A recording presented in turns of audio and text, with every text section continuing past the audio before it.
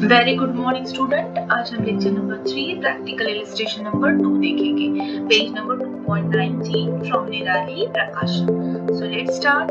I hope आपने मेरा lecture 1 और 2 देखा होगा। अगर नहीं है देखा है तो प्लीज पहले लेक्चर 1 एंड 2 देखो, तभी आपको ये सेकेंड इलस्ट्रेशन समझ में आएगा। Okay, so let's start. Bloom decor limited Bandra was registered 1 अप्रैल 2019। देखो यहाँ पे 2019 को हमने रजिस्टर किया है।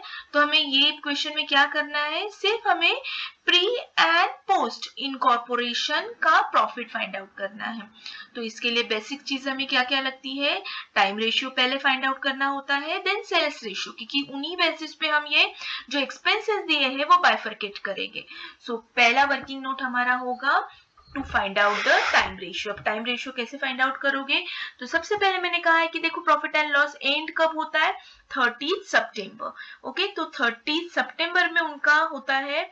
तो यहाँ पे स्टार्टिंग उनका अकाउंटिंग ईयर कब रहेगा, अक्टूबर। सो पहले अक्टूबर से सितंबर ये हमारा अकाउंटिंग ईयर रहेगा। ओके, अब उन्होंने यहाँ पे दिया है कि ये इनकॉर्पोरेटेड मतलब रजिस्टर कब हुआ है, 1 जनवरी। सो यहाँ पे 1 जनवरी। अब आप ही काउंट करो कि परचेज तो इन्होंने कंपनी की अक्टूबर में, लेकिन ये काम होते होते प्रोसीजर को टाइम लगता है। तो इनकॉर्पोरेशन का सर्टिफिकेट उन्हें मिला है 1 जन। तो ये अक्टूबर से लेकर जनवरी तक जो पीरियड है वो पीरियड को हम कहेंगे प्री इनकॉर्पोरेशन। ठीक है, तो आप काउंट करो कितने मंथ्स का है, अक्टूबर, नवंबर एंड दिसंबर, क्योंकि 1 तो जनवरी को हमको मिला है तो जनवरी मंथ कंसिडर नहीं करेंगे। तो 3 मंथ्स ये हो गए प्री इनकॉर्पोरेशन के, और बचे हुए हमारे 9 मंथ्स हो गए पोस्ट के। तो इसको और एक छोटे रेशियो में अगर हम कंसिडर करते हैं 3 और 9 का, तो 1:3। तो हमारा जो टाइम रेशियो रहेगा वो क्या रहेगा, 1:3। ओके, तो इस तरीके से हमें मिल गया है हमारा टाइम रेशियो। अब हमें नेक्स्ट हमें क्या करना है, सेल्स रेशियो फाइंड आउट करना है। ओके, तो सेल्स रेशियो कैसे फाइंड आउट करोगे, ठीक है, तो पहले यहाँ पे अब मैं इससे लिखती हूँ, ये हमारा आएगा 1:3। Okay, now sales ratio. अब सेल्स रेशियो भी उन्होंने इंफॉर्मेशन दी है। देखो सेल्स रेशियो कहा गया, यहाँ पे उन्होंने दिया है कि फर्स्ट एडजस्टमेंट ओनली कि 4,80,000। यहाँ पे उन्होंने कहा है कि 4,80,000 ये पूरे साल का है। तो पूरे साल का है मतलब क्या, उसमें से प्री और पोस्ट हमें अलग करना है। सो देखो 4,80,000 पूरे साल का है। सो 4,80,000 उसमें से 60,000 देखो यहाँ पे दिया है उन्होंने, यहाँ से फर्स्ट एडजस्टमेंट ही दी है 60,000 रिलेटेड टू पीरियड प्री वाला है। सो 60,000 प्री का है, तो बचा हुआ पोस्ट का है, तो उनका रेशियो आएगा देखो 60,000 और 42,000। सो 6 7 जा 42, तो 1:7। तो हमें टाइम रेशियो मिला 1:3 एंड सेल्स रेशियो मिला 1:2। Got it. सो अब इसके बेसिस पे हमें क्या करना है, फाइंड आउट करना है कि प्री इनकॉर्पोरेशन प्रॉफिट कितना है या लॉस कितना है, एंड पोस्ट इनकॉर्पोरेशन प्रॉफिट कितना है या लॉस कितना है। So let's start. इस तरीके से फॉर्मेट है हमारा। डेट यहाँ पे हमें 30 सितंबर लिखनी है, क्योंकि एंडिंग हमारा 30 सितंबर आ रहा है। देखो प्रॉफिट एंड लॉस की डेट, देखो क्वेश्चन। चलो अब स्टार्ट करते हैं। देखो 30 सितंबर दिया है ना यहाँ पे उन्होंने, 30 सितंबर। Okay, so now always start with credit side GP. Last previous question अगर देखोगे तो उन्होंने ट्रेडिंग अकाउंट भी दिया था, तभी भी मैंने कहा था कि हमें ट्रेडिंग अकाउंट की कोई जरूरत नहीं, सिर्फ हमें जीपी ग्रॉस प्रॉफिट की जरूरत है।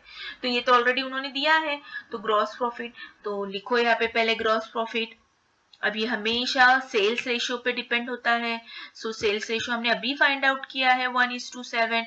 टोटल ग्रॉस प्रॉफिट कितना है, 1,92,000। तो करो डिस्ट्रीब्यूट प्री में और पोस्ट में। यहाँ पे क्यों हमने लिखा, बिकॉज ये डेबिट साइड है, ये क्रेडिट साइड है। ओके, तो क्रेडिट साइड में इनकम लिखते हैं हम लोग, सेम पोस्ट का भी ऐसे है। ये पहला वाला कॉलम डेबिट है, दूसरा वाला कॉलम क्रेडिट है। तो ग्रॉस प्रॉफिट देखो यहाँ पे भी क्रेडिट ही दिया है ना, तो हम भी क्रेडिट में लिखेंगे 1,92,000। तो इस तरीके से 1,92,000 इनकम हो गया हमारा, और कुछ इनकम नहीं है। क्लोज कर दो। ओके, ये वाला अकाउंट ऐसे एक लाइन खींचकर। अब जो भी है एक्सपेंसेस है, तो देखो एक्सपेंसेस क्या क्या दिए हैं। पहले एक्सपेंसेस दिया है उन्होंने मैनेजिंग डायरेक्टर्स रेम्यूनरेशन। सो लिखो यहाँ पे, और मैंने आपको लास्ट लेक्चर में ही बताया है, डायरेक्टर ये पोस्ट कब क्रिएट होती है, जब इनकॉर्पोरेशन का सर्टिफिकेट मिलता है। मतलब ये कौन से बेस पे होगा, पोस्ट, तो ये हमेशा डायरेक्टर की सैलरी, डायरेक्टर का remuneration, interest on debenture, dividend on debenture, dividend on share, ये सब कुछ हमेशा पोस्ट में रहेगा। तो डायरेक्टली प्री में कुछ मत लिखो, डायरेक्टली पोस्ट में लिखो। ये डेबिट साइड है इसलिए ये कॉलम में लिखना है, ठीक है, क्योंकि debit means expenses, credit means income. So लिखो नेक्स्ट वन, प्रिलिमिनरी एक्सपेंसेस, ये भी खर्चे हमेशा पोस्ट में ही होते हैं। इनकॉर्पोरेशन सर्टिफिकेट बनने के बाद ये सब खर्चे क्रिएट होते हैं, सो ये भी हम पोस्ट में लिखेंगे। नाउ रेंट, रेंट हमेशा टाइम पे होता है, तो टाइम हमको मिला है 1:3, हमने पहले ही स्टार्टिंग में टाइम रेशियो फाइंड आउट किया है। तो टोटल रेंट कितना है 9600, तो डिस्ट्रीब्यूट करो 1:3 में। सो प्री में आएगा 2400 एंड पोस्ट में आएगा 7200। देखो ये डेबिट कॉलम है, मैं बार बार आपको बता रही हूँ, डोंट गेट कंफ्यूज। ये इनकम है, अगर इनकम होगा तो हम ये साइड लिखेंगे, और इसलिए ग्रीन में भी बताया मैंने, और एक्सपेंसेस है इसलिए रेड में बताया मैंने, ठीक है, तो आपको समझ में आ जाएगा। नेक्स्ट दिया है बैड डेट्स। अब देखो बैड डेट्स में उन्होंने एडजस्टमेंट ही दी है, तो जब भी एडजस्टमेंट होती है ना, तो इसको कोई बेसिक ऑफ अलोकेशन प्रॉपर नहीं होता, इसको डायरेक्टली लिखना है एक्चुअल। एक्चुअल मतलब क्या, जो एक्चुअल में दिया है उन्होंने, हकीकत में जो बताया है, क्या बताया है कि 1400 जो बैड डेट्स है वो कब क्रिएट हुआ है, बिफोर 1 जनवरी। तो पता है आपको जनवरी में इनकॉर्पोरेशन हुआ है, तो उसके पहले बिफोर मतलब प्री, मतलब ये जो 1400 रुपए जो बैड डेट्स है वो प्री में है। 4000 में से 1400 ये प्री है, तो बचा हुआ क्या रहेगा पोस्ट। तो देखो 1400 लिखा मैंने प्री में, और बचा हुआ 2600 पोस्ट में, डेबिट साइड में ही लिखना है। देखो ये दोनों के टोटल अगर करोगे 1400 एंड 2600, अगर उसकी टोटल करोगे तो बराबर 4000 आती है। देखो यहाँ पे, got it. Next one, to administrative salary, मतलब एडमिन सैलरी है तो टाइम पे डिपेंड है, टाइम का हमें पता है रेशियो क्या है, उस हिसाब से करो ये 24,000 जो टोटल खर्चा दिया है प्री में एंड पोस्ट में। बस हमें सिर्फ यहाँ पे बाइफर्केशन करना है, हमें समझ में आना चाहिए कि कौन से एक्सपेंसेस कौन से बेसिस पे करना है, कौन से रेशियो पे करना है। बस बार बार प्रैक्टिस करोगे आप तो आपको समझ में आ जाएगा। नेक्स्ट, इंटरेस्ट ऑन डिबेंचर, तो ये तो पूरा डिबेंचर वगैरह कब होता है, after certificate of incorporation. when we get the incorporation certificate then we have a rights to give the interest to the debenture holder, so this is a post। तो ये पूरे 12,000 हमें किधर लिखने हैं, पोस्ट में। पोस्ट देखो यहाँ पे बराबर 12,000 मैंने ये पोस्ट इनकॉर्पोरेशन के डेबिट साइड डाला है। देखो ध्यान से देखो, बार बार मैं आपको हाइलाइटर से बता रही हूँ कहाँ लिखा है मैंने। Next one, depreciation on plant and machinery. Of course depreciation time पे डिपेंड होता है, टाइम का रेशियो 1:3 है। टोटल डेप्रिसिएशन 7200 दिया है उन्होंने प्रॉफिट एंड लॉस में, बस हमें ये बाइफरकेट करना है। ओके चलो अब नेक्स्ट वाला देखो, डेप्रिसिएशन तो हो गया। अब ऑफिस एक्सपेंसेस, सिंपल है, ऑफिस टाइम पे होता है। फिक्स्ड एक्सपेंसेस जो होते हैं ना टाइम बेसिस पे होते हैं, तो 3600 1:3 से करो।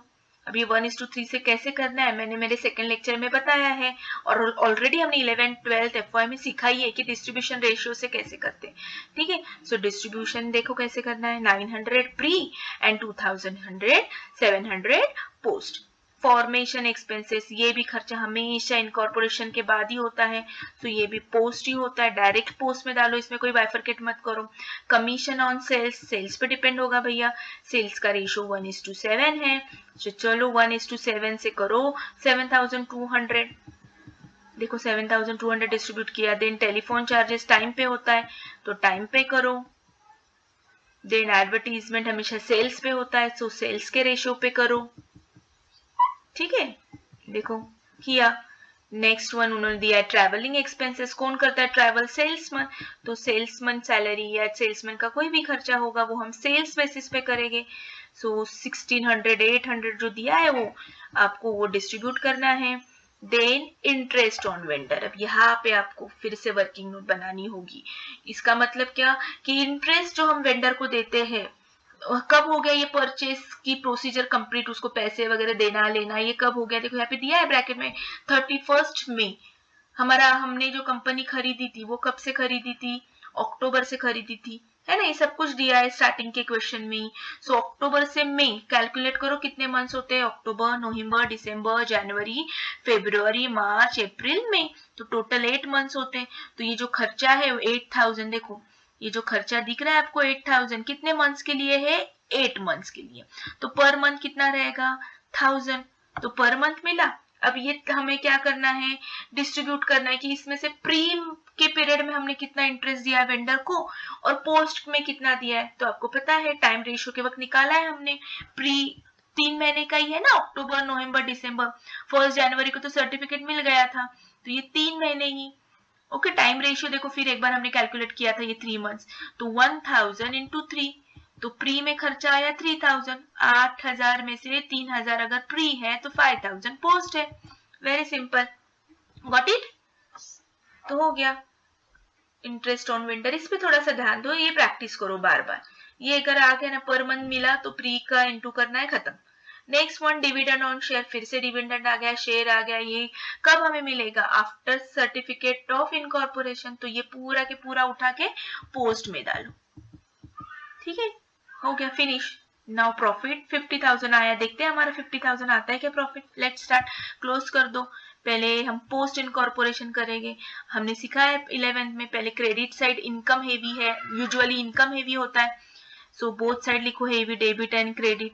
ऐसे हो सकता है कभी कभी एक्सपेंसेस भी हेवी हो सकता है, बट ऐसे अंदाजे देखे तो समझ में आता है हमें कि नहीं 1,60,000 हेवी है, तो ये बोथ साइड लिखो। अब 1,60,000 में से ये पूरे जो रेड कलर में लिखा है ना एक्सपेंसेस, उसकी सब की टोटल करो।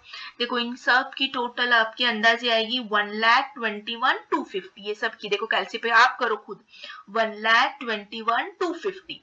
तो ये सब माइनस करो किसमें से, इनकम में से, मतलब 1,68,000 में से। सो हमें मिलेगा 46,750। This is called revenue capital, मतलब पोस्ट इनकॉर्पोरेशन सर्टिफिकेट मिलने के बाद का प्रॉफिट है। ओके, नाउ प्री इनकॉर्पोरेशन, फिर से डेबिट क्रेडिट, देखो क्रेडिट ही हेवी लग रही है 24, right, both side.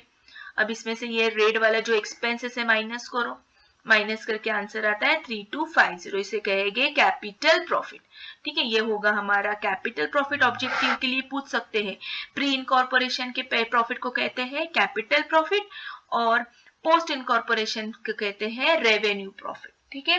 Capital profit क्या क्या यूज किया जा सकता है, हमें कब कब यूज किया जा सकता है, write down the value of fix asset, या राइट डाउन द गुडविल, या क्रेडिट टू कैपिटल रिजर्व, इसके लिए हम ये यूज करेंगे, ठीक है। और ये वाला जो प्रॉफिट है रेवेन्यू, इससे हम क्या डिस्ट्रीब्यूट कर सकते हैं, इसको से हम डिस्ट्रीब्यूशन ऑफ डिविडेंड कर सकते हैं, ठीक है, क्योंकि ये ऑफिशियल प्रॉफिट है।